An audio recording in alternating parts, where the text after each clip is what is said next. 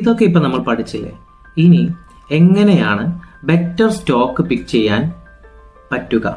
ഏതാണ് better analysis? അതായത് ഒരു അനാലിസിസ് ചെയ്തിട്ടായിരിക്കുമല്ലോ നമ്മളൊരു സ്റ്റോക്ക് ഒക്കെ പിക്ക് ചെയ്യുക, ഒരു സ്റ്റോക്ക് സെലക്ട് ചെയ്യുക. സോ ഏതാണ് ബെറ്റർ അനാലിസിസ്? ഏറ്റവും കോമൺ ആയിട്ടുള്ളത് രണ്ട് അനാലിസിസ് ആണ്, ഫണ്ടമെന്റൽ അനാലിസിസും ടെക്നിക്കൽ അനാലിസിസും. ആദ്യത്തേത് ഫണ്ടമെന്റൽ അനാലിസിസ് ആണ്. ഫണ്ടമെന്റൽ അനാലിസിസ് എന്ന് പറഞ്ഞാൽ നമ്മൾ ഒരു കമ്പനിയെ കുറിച്ച് പഠിക്കുകയും അതിന്റെ കമ്പനിയുടെ സ്ട്രെങ്ത്തും ഫിനാൻഷ്യൽ പെർഫോമൻസും ഒക്കെ മനസ്സിലാക്കി അതിൽ ഇൻവെസ്റ്റ് ചെയ്യുന്നതിനെയാണ് നമ്മൾ ഫണ്ടമെന്റൽ അനാലിസിസ് എന്ന് പറയുന്നത്.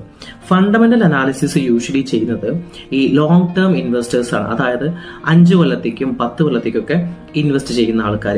ഈ അനാലിസിസ്, അതായത് ഫണ്ടമെന്റൽ അനാലിസിസ് ഉപയോഗിച്ച് നമുക്ക് അണ്ടർ വാല്യൂഡ് ആയിട്ടുള്ള സ്റ്റോക്സിനെ തിരഞ്ഞെടുത്ത് അതിൽ ഇൻവെസ്റ്റ് ചെയ്തുകൊണ്ട് നമുക്ക് നല്ല രീതിക്ക് പ്രോഫിറ്റ് ജനറേറ്റ് ചെയ്യാൻ സാധിക്കും.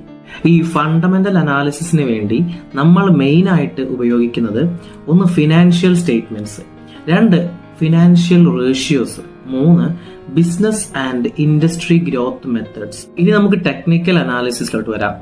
ഷോർട്ട് ടേം പീരീഡിലേക്ക് വേണ്ടിയാണ് നമ്മൾ ടെക്നിക്കൽ അനാലിസിസ് ഉപയോഗിക്കുന്നത്. അതായത് ചുരുക്കി പറഞ്ഞാൽ ട്രേഡിംഗ് ചെയ്യാൻ വേണ്ടിയാണ് ടെക്നിക്കൽ അനാലിസിസ് യൂസ് ചെയ്യുന്നത്. ഷോർട്ട് പീരീഡിൽ മാർക്കറ്റിന്റെ മൂവ്മെന്റ്സ് വാച്ച് ചെയ്ത് അത് മനസ്സിലാക്കി ട്രേഡ് ചെയ്യുന്നതിനെയാണ് ടെക്നിക്കൽ അനാലിസിസ് എന്ന് പറയുന്നത്. ടെക്നിക്കൽ അനാലിസിസിന് വേണ്ടി നമ്മൾ മെയിൻ ആയിട്ട് ഉപയോഗിക്കുന്ന ഒരു 4 കാര്യങ്ങളുണ്ട്. 1 chart, 2 indicators, 3 patterns, 4 candle sticks. So നിങ്ങൾ ലോങ് ടേം ഇൻവെസ്റ്റിംഗ് ആണ് നോക്കുന്നത് എങ്കിൽ ഫണ്ടമെന്റൽ അനാലിസിസ് യൂസ് ചെയ്യുക.